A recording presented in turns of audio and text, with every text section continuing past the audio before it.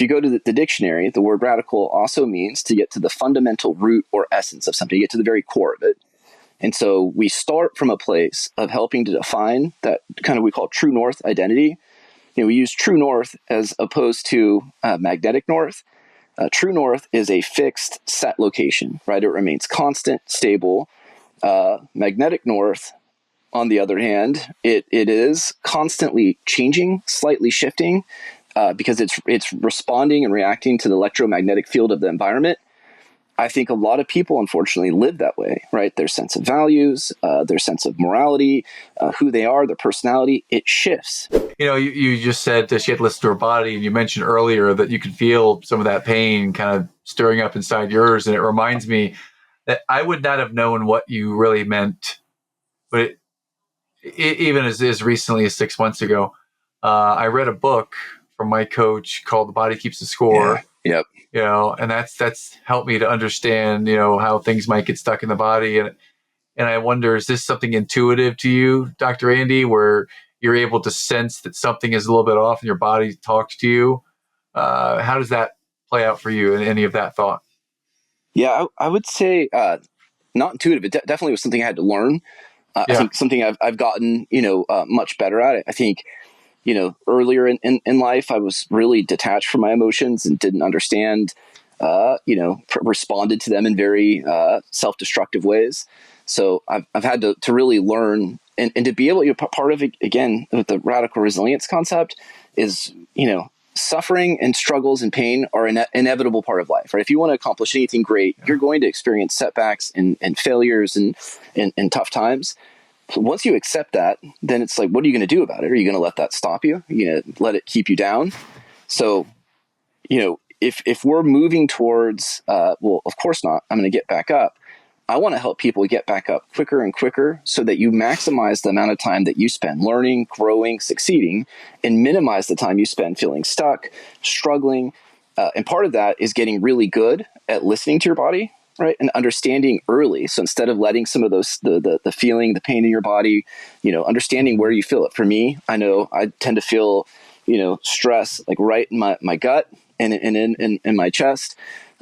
So if I can get good at recognize that earlier and earlier, then I can address it, right? There's countermeasures. There's things that I can do to effectively neutralize that feeling.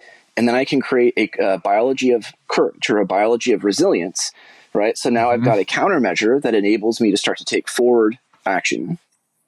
So I think that's a really important skill set.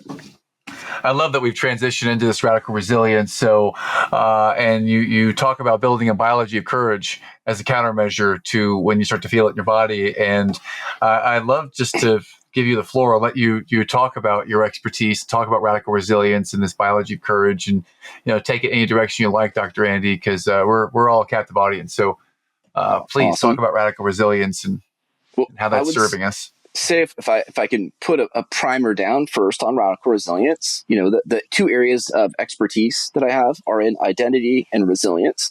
And really it's the merging of those two that makes the resilience radical. I think we were talking a little bit earlier that the term radical, it certainly does refer to extreme.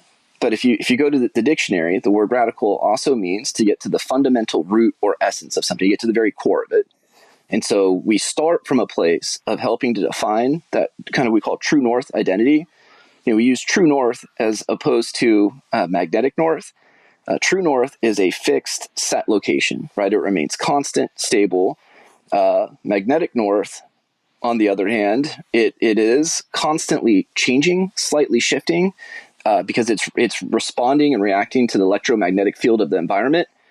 I think a lot of people, unfortunately, live that way, right? Their sense of values, their sense of morality, who they are, their personality, it shifts, right? They're reading and reacting to whatever social environment they're in. So who they are at the bedroom versus the boardroom versus, church versus, maybe with the boys.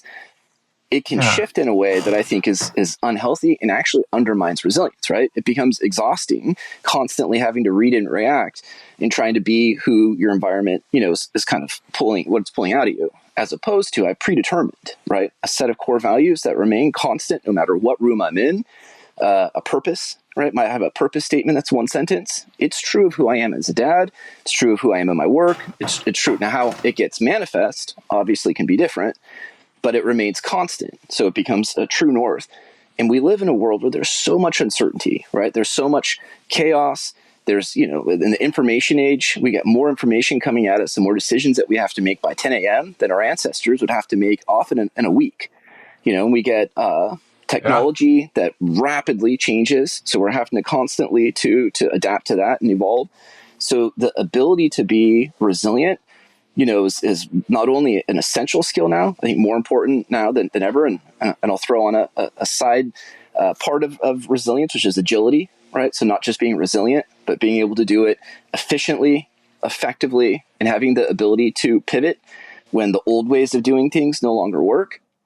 But being resilient and being agile are largely contingent or at least made radical when you have a secure sense of identity.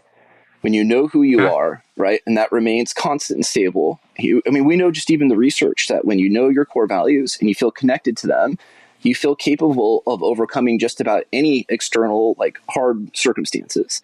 And so, going true north creates an organic sense of resilience so that you're not having to rely on willpower or having to always, react out of resilience. You're already in a highly resilient state of mind and being when you're heading true north, right? Using your guiding principles to respond to difficult moments, to make high-level decisions.